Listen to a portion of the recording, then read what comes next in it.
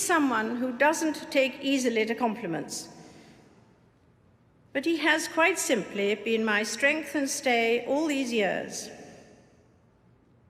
And I and his whole family, and this and many other countries, owe him a debt greater than he would ever claim or we shall ever know.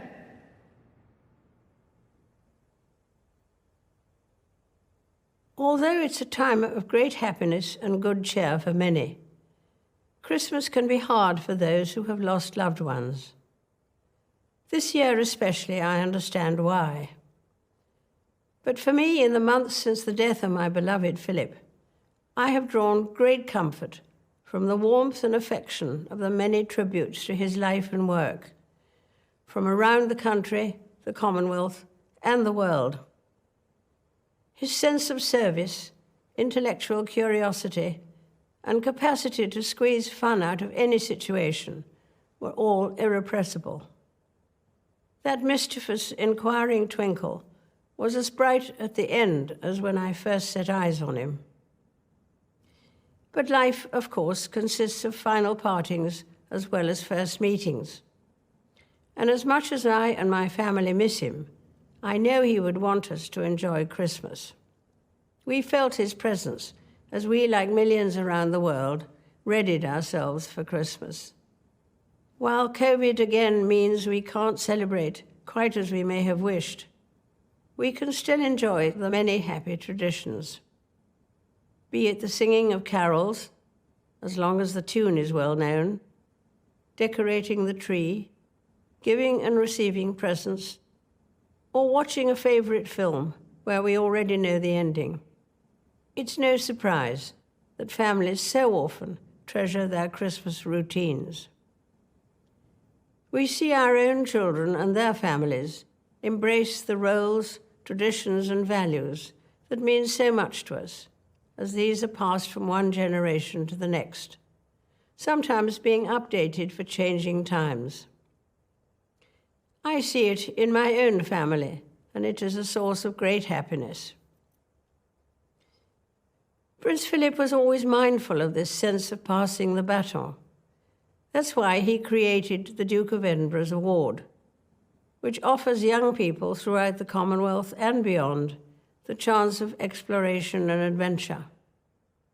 It remains an astonishing success, grounded in his faith in the future.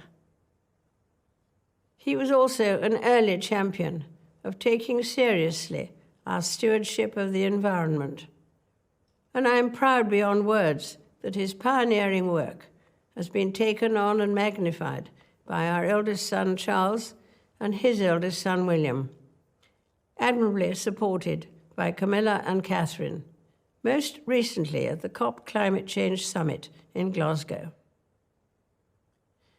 Next summer, we look forward to the Commonwealth Games. The baton is currently travelling the length and breadth of the Commonwealth, heading towards Birmingham, a beacon of hope on its journey. It will be a chance to celebrate the achievements of athletes and the coming together of like-minded nations.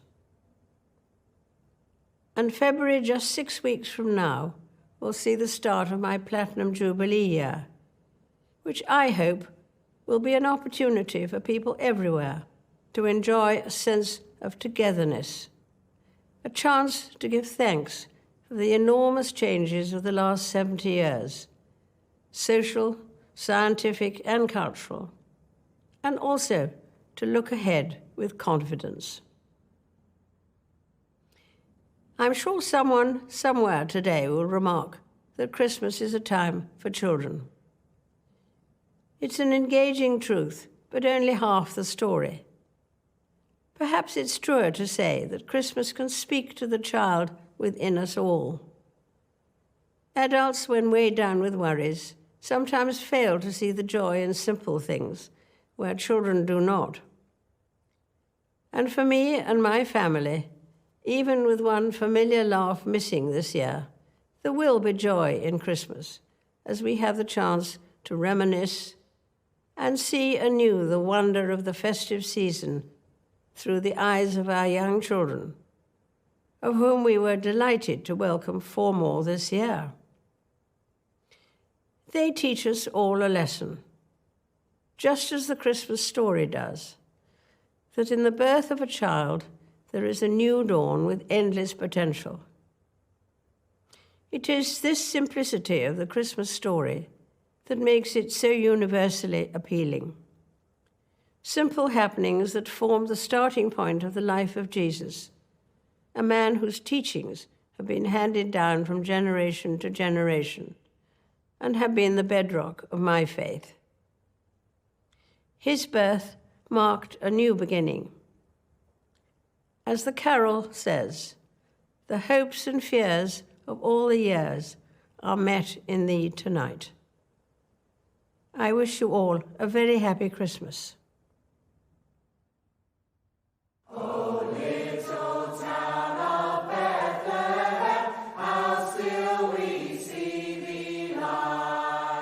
Above thy deep and dreamless sleep,